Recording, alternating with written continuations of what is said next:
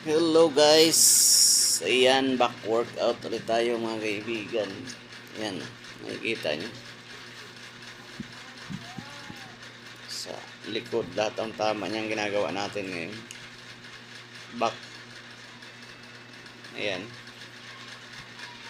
Back workout tayo, back workout. Home workout. Sa mga walang idea yung ginagawa natin, isa yan sa program ng back. Back workout tayo, back workout. Kahit konti-konti lang basta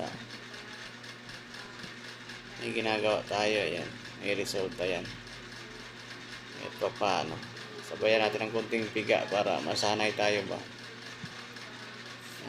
Back workout yan. Yung palikpik naman natin, pag hinihila mo andyan sa palikpik ang tama niyan guys. Ayan o.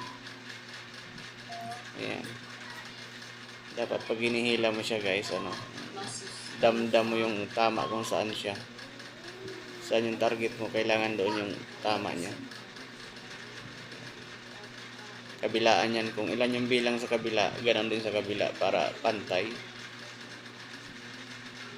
yung laki ng muscle. Ayan,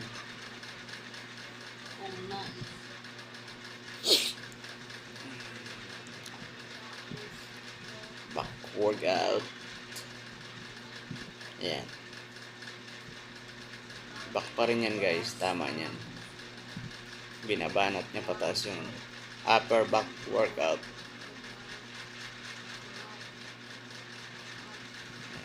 Close upper back workout.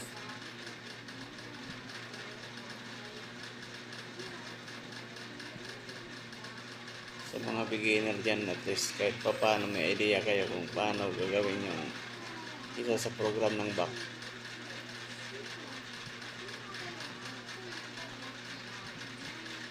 Dinagdagan ko pa nga ng dyan ng 8 liters na mineral yung dumbbell ko kasi medyo magaan, para ramdam niya yung ramdam natin yung tama sa back. Parang may kurot na nararamdaman.